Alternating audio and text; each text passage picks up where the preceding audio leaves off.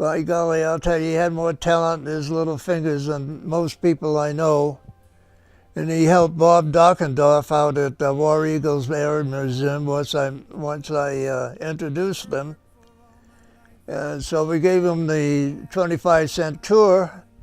And before we were through, he wanted to know how he could get associated with War Eagles. So I told him, for $10 you can have a membership and then we'll put you to work, which is what we did. And he did an outstanding job on our aircraft recognition models that are set up in a cabinet on the main floor at War Eagles. And I must say, I was so enthused with him, and we've managed to get some very good docents out there.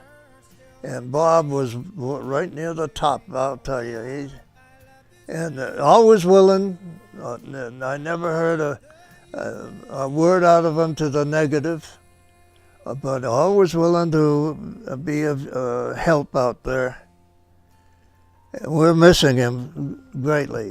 He and I struck up a very good friendship. He was just an outstanding individual. I can't emphasize that enough. We truly miss him, truly miss him.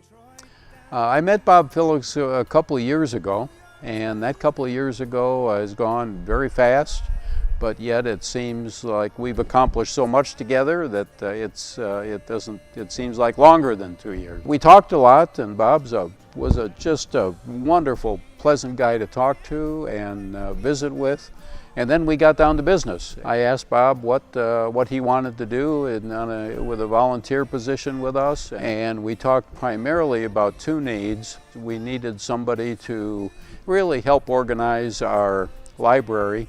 We have thousands of books up there that needed to be categorized and sorted, and we had somewhat of a system, but we needed to really solidify some organization in the library. And he did that, did it very well. When he got the library straightened out, we gave him another project that you'll see a little bit about, and that's our aircraft recognition models.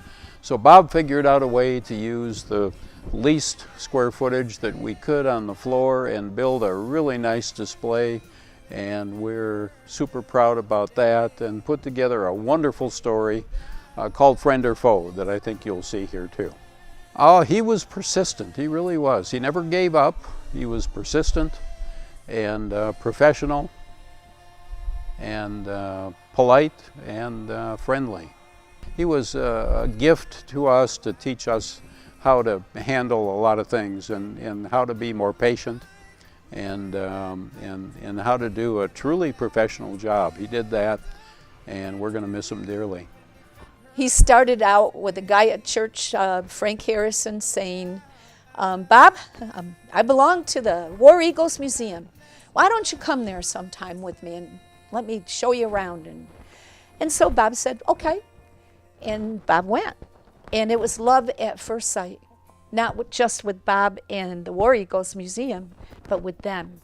He was welcomed and liked right from day one. They just, it was phenomenal, the way they took to one another. He went from going 1 day a week to 2 days a week and sometimes 3 days a week. He loved their luncheons. He loved the people. He just got to know everybody and just took to it like a duck takes to water. He loved the War Eagles. He was so proud when they gave him that jacket and his name tag. And I remember my brother came to visit, and they had brought in some kind of plane. It was a huge cargo plane with a little bubble on the bottom. And my brother came, and my dad was just so proud to show us all around the museum and introduce us to all of the people that he had met there. And he really enjoyed that place. One of his passions was history. You know, always watched the History Channel. I mean, and always was reading. When he was in the hospital at times, he'd there's a lot of times he'd just lay there and couldn't really do anything while he was getting his treatments. And so I gave him my audiobook subscription. I gave him a login to my Audible. And so he started downloading, you know, all these various history books. He'd listen to them for hours. And so the War Eagles kind of tied into that. I mean, the War Eagles has classic planes, classic cars, two things he really liked. So volunteering at War Eagles was kind of a perfect fit for him, you know, and it appealed to his meticulous nature.